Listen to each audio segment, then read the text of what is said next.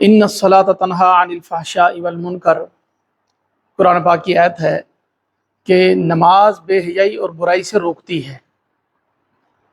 اب بہت سے ہمارے دوستوں کو یہ اعتراض ہوتا ہے کہ نماز شاید صرف مسجد کے اندر نماز ہے، ہم آئے، وضو کیا، 2 سجدے کیے اور جو ہے اس کے بعد جو ہے ہم نے رکوع کیا، چند رکعتیں پڑھی اور چلے گئے، اور نماز کا ہمارا مسئلہ جو ہے نا وہ بس ختم ہو گیا۔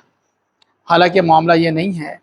قرآن و حدیث سے یہ بات سمجھ میں آتی ہے کہ نماز جو ہے وہ پوری زندگی ہے، نماز پوری زندگی ہے۔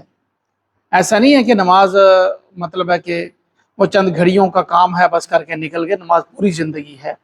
اس لیے بہت سے دوست یہ سمجھتے ہیں کہ اصل دل صاف ہونا چاہیے، آدمی کا عمل ٹھیک ہونا چاہیے، نماز پڑھو نہ پڑھو تو خیر، ایسی بات نہیں ہے۔ نماز ہی وہ عمل ہے جو ہمیں باقی زندگی کے اندر اپنے دین کے اوپر کھڑا کرے گا۔ نماز ہی ایسا عمل ہے، نماز کے بغیر ممکن نہیں ہے۔ قرآن پاک میں ارشاد ہے ان الصلاۃ تنہا عن الفحشاء والمنکر، نماز بے حیائی اور برائی سے روکتی ہے۔ حدیث پاک بھی اس کی تائید کرتی ہے کہ نبی پاک صلی اللہ علیہ وسلم کو صحابہ کرام نے عرض کیا کہ یا رسول اللہ صلی اللہ علیہ وسلم، ایک شخص ہے وہ نماز بھی پڑھتا ہے اور چوری بھی کرتا ہے۔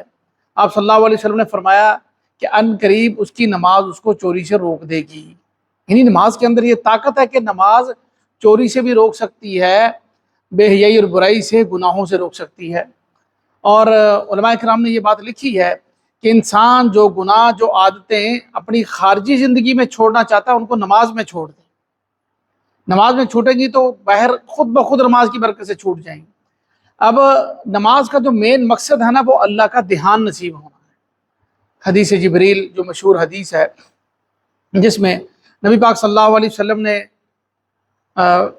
پوچھا گیا، جبرائیل علیہ السلام نے پوچھا کہ یا رسول اللہ مل احسان، آپ صلی اللہ علیہ وسلم نے فرمایا کہ ان تعبد اللہ کانک تراہ فإن لم تکن تراہ فإنہ یراک، یعنی اللہ کی عبادت ایسے کرو کہ گویا تم اللہ کو دیکھ رہے ہو، کم از کم یہ نہ ہو تو یہ تو ہو کہ اللہ تمہیں دیکھ رہا ہے۔ اس کو کیفیت احسانیہ کہتے ہیں، یعنی اللہ کا دھیان ہر وقت نصیب ہو جائے کہ اللہ مجھے دیکھ رہا ہے۔ نماز سے یہی مقصود ہے، جس بندے کو یہ دھیان نصیب ہو گیا، یہ کیفیت نصیب ہو گئی، ساری محنت اسی کیا، وہ 24 گھنٹے کی زندگی ٹھیک گزارے گا۔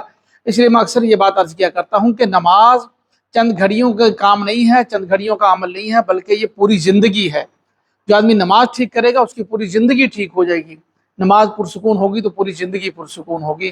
اللہ ہمیں اس بات کی سمجھ عطا فرمائے۔